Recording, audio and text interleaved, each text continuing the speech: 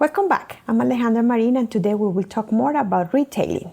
More in detail, I will discuss the Wheel of Retailing, which is a framework that explains the evolution of retailers, discuss how retailers are classified, and describe business to consumer or BC e-commerce and m-commerce, as well as other forms of non-store retailing. Let's get started.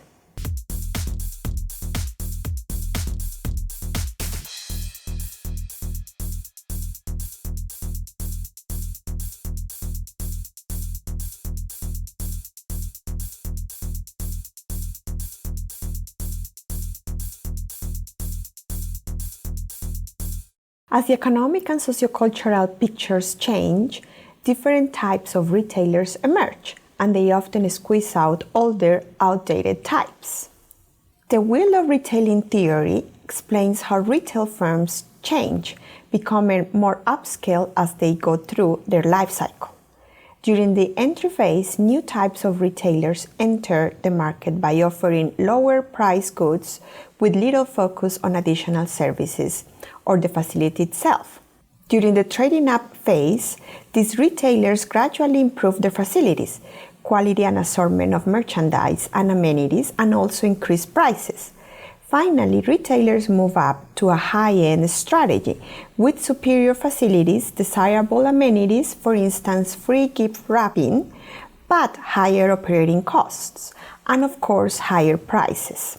However, this leaves them vulnerable to the entry of new competitors who undercut their price, offer limited services, and so on, as the entry phase begins anew. Still, trading up or upgrading too quickly can spell disaster for a retailer. Walmart's attempt to upgrade its clothing line from the basic t-shirts, shorts, and pants collections to brand name apparel proved to be out of reach of the loyal core user. While the Wheel of Retailing explains how some retailing forms develop, it doesn't explain everything. For example, some retailers never trade up, but instead choose to continue to serve their niche as discounters. Still, other retailers strategically choose to begin their life as an upscale store, though they sometimes choose to open sister stores at the lower end of the spectrum, as was the case of Gap stores when they choose to open Old Navy.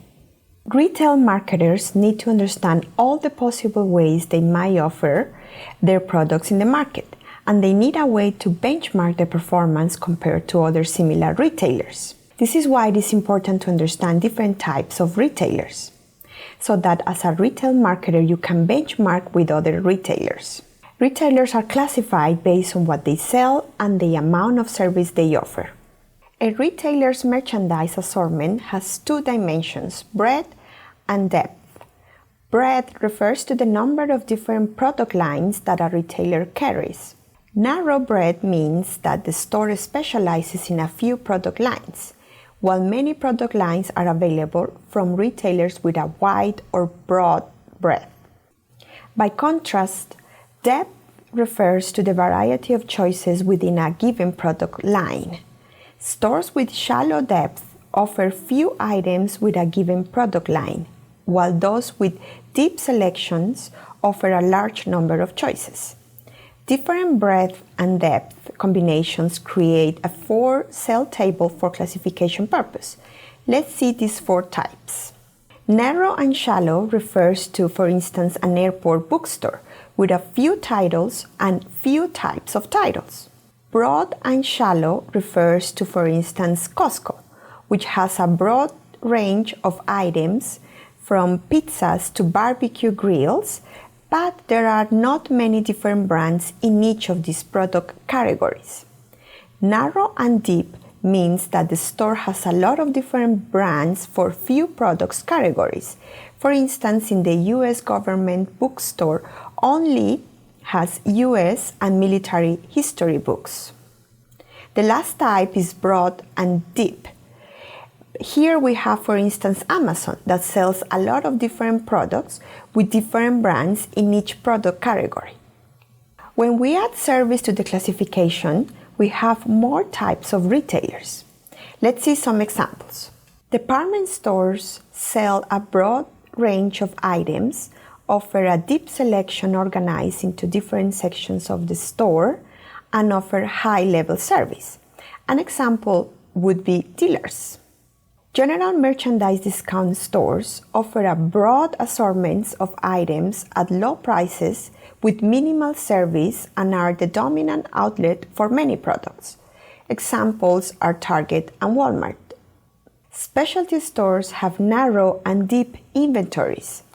They do not sell many product lines, but they offer a good selection of brands within the lines they do sell. Specialty stores can tailor their assortment to the specific needs of a target consumer, and they can offer a high level of knowledgeable service. For example, Ulta Beauty stores are a type of a specialty store. Drugstores are specialty stores that concentrate on pharmaceutics, health, and personal grooming merchandise. They offer some service. As an example, we have CVS. A category killer or category specialist is a very large specialty store that carries a vast selection of products in its category. Some examples are Home Depot, Best Buy, and Staples.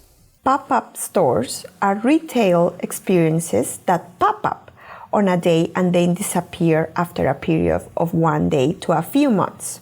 For instance, when Lululemon opened its store in Lubbock, it opened in a pop-up format. Off-price retailers obtain surplus merchandise from manufacturers and offer brand name, fashion-oriented goods at low price. Some examples are TJ Maxx, HomeGoods, and Ross. Retailers have had to adapt to changes in technology and culture in order to succeed.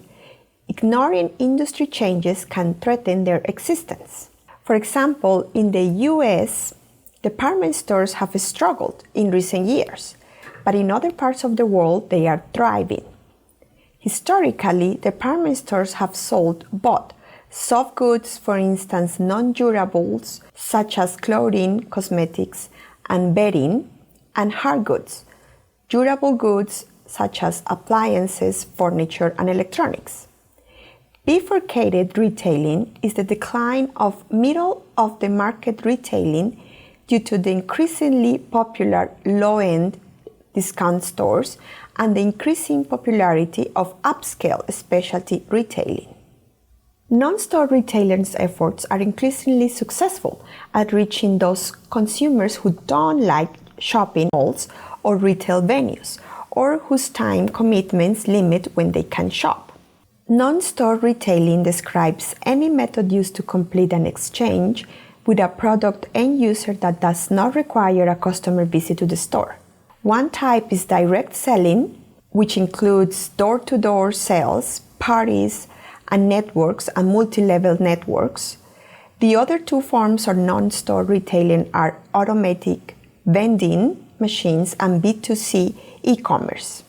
Direct selling occurs when a salesperson presents a product to an individual or a small group, takes orders, and delivers the merchandise. Door-to-door selling is still popular in some countries, such as China, but it is declining in the US, where two-income households are the norm because fewer people are at home during the day, and those who are at home are reluctant to open their doors to strangers.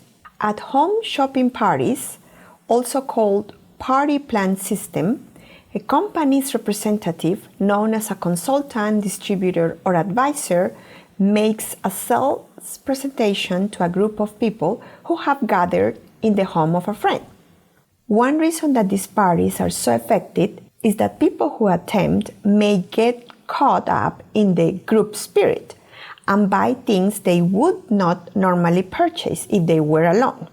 Another form of direct selling, which the Amway company epitomizes, is multi-level marketing or networking marketing. In this system, a master distributor recruits other people to become distributors. The master distributor sells the company's products to the people he or she entices to join and then receives commissions on all the merchandise sold by the people he or she recruits. From their website, they claim, Amway is the world's largest direct selling company. They manufacture and distribute nutrition, beauty, personal care, and home products, which are exclusively sold in 100 countries through Amway independent business owners. Despite the growing popularity of this technique, some network systems are illegal. They are really pyramid schemes, illegal scams which promise consumers or investors large profits from recruiting others to join the program, rather than from any real investment or sale of goods to the public. Business to consumer or B2C e-commerce is the online exchange between companies and individual consumers. Even though e-commerce has had great success in the past, a number of factors prevent online sales from growing even more. Most consumers prefer stores where they can touch and feel items and avoid issues with returns and shipping costs. In addition, many consumers do not like to buy online because they want the product immediately. M-commerce refers to promotional and other e-commerce activities transmitted over mobile phones and other mobile devices such as smartphones or personal digital assistants. Digitally influenced purchase occur when the consumers do online research before making a product purchase in a traditional store. Companies need to incorporate e-commerce in their marketing strategy. However, as we just discussed, e-commerce has benefits and limitations for both consumers and marketers. From the consumer's perspective, e-commerce increases convenience, as it breaks down many of the barriers time and location cause. Another of the biggest advantages of e-commerce is that it is easy to get price information, and consumers have access to many more products. Marketers realize equally important benefits from e-commerce. Because an organization can reach such a large number of consumers electronically, it is possible to develop very specialized businesses that could not be profitable if limited by geographic constraints. The Internet provides an excellent opportunity to bring merchants with excess merchandise and bargain hunting consumers together. Thus, businesses reduce costs. Compared to traditional brick-and-mortar retailers, online retailers' costs are minimal.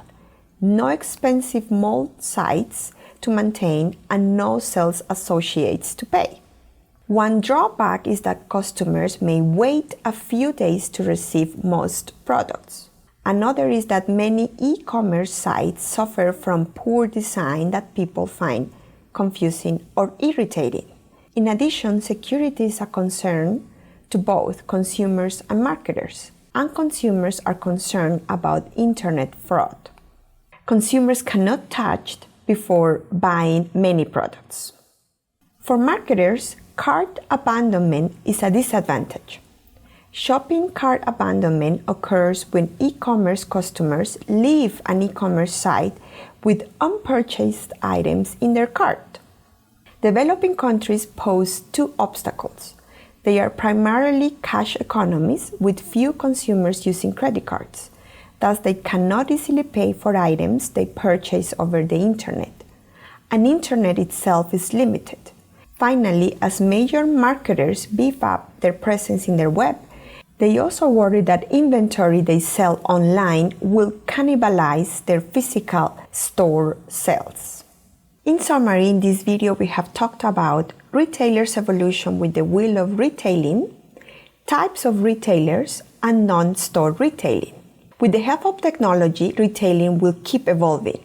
I hope this video inspires you to keep studying about retailing. Thank you for watching and see you in the next one.